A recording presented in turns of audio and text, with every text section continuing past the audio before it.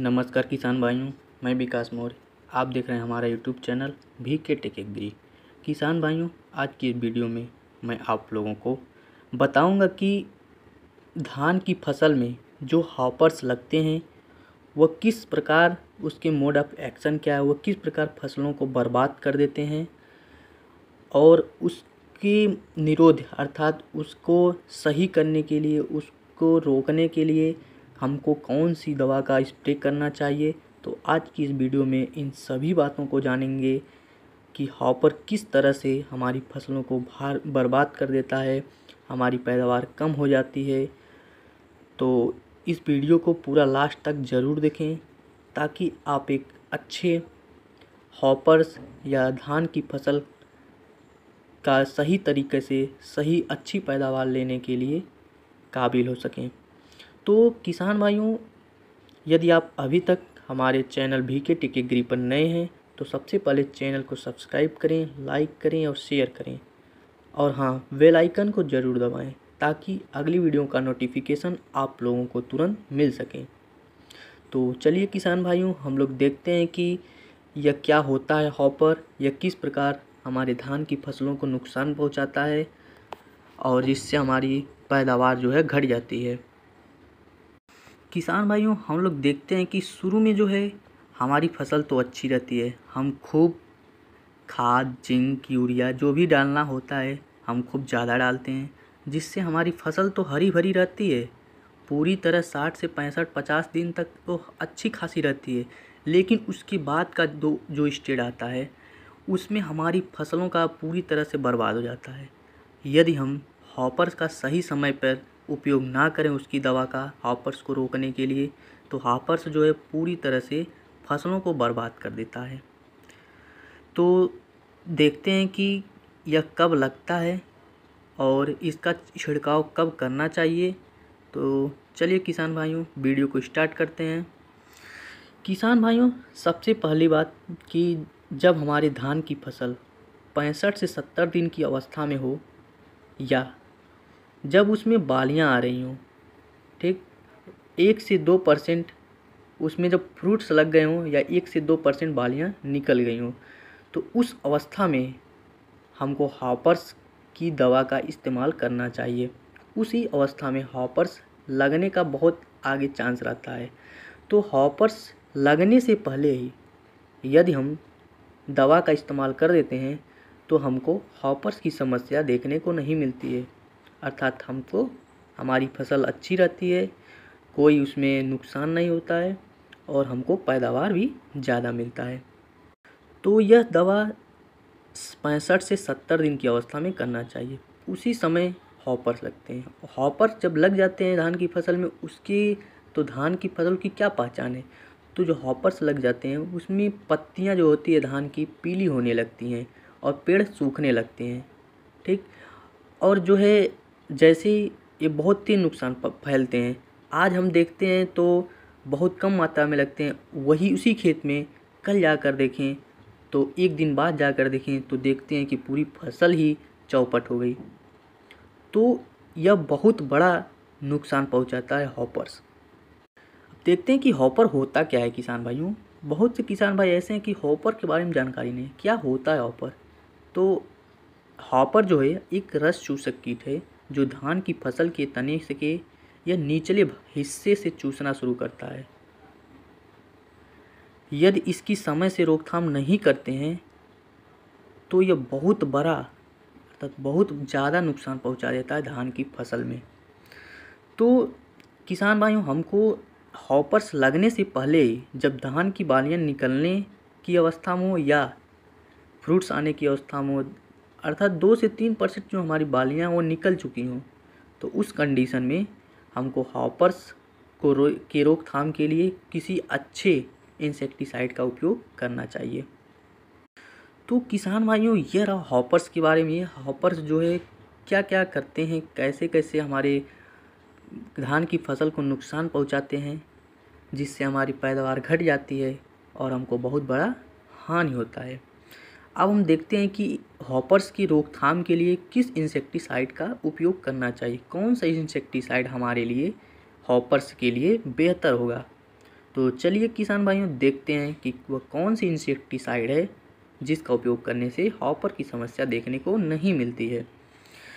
तो किसान भाइयों इसका नाम है सिजेंटा कंपनी का चेस।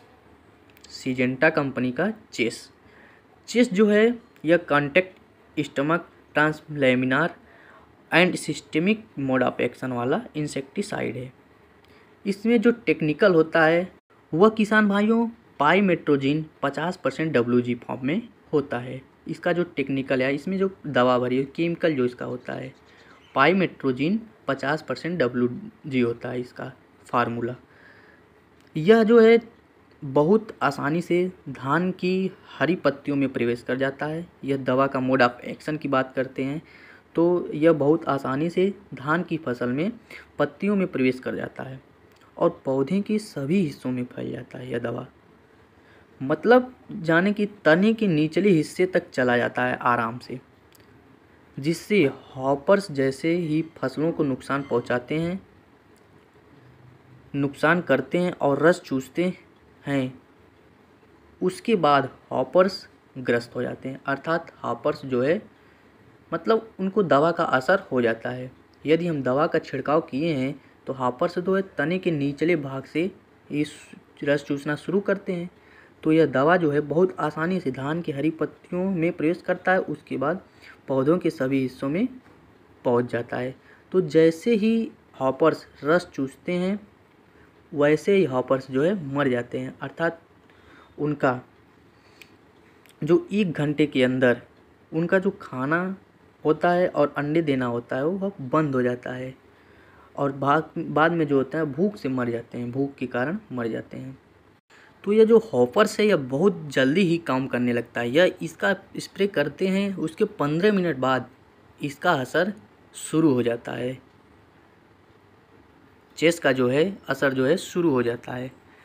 1 से 4 दिन बाद हॉपर की एक्शन जो होते हैं पूरी तरह से बंद हो जाते हैं। अर्थात हॉपर का कोई भी नुकसान नहीं होता है 4 दिन के बाद। तो किसान भाइयों इसलिए बहुत ज़रूरी है कि हॉपर्स की दवा का उपयोग ज़रूर करें। जो चेस नामक इंसेक्टिसाइड है सिजेंटा कंपनी का, वह हॉपर्स की रोकथाम के लिए बहुत ही कारगर सिद्ध हुआ है। बहुत ही इसका मतलब एक तरह से देखा जाए तो बहुत ही कारगर दवा है। आप लोग इसका छिड़काव ज़रूर करें।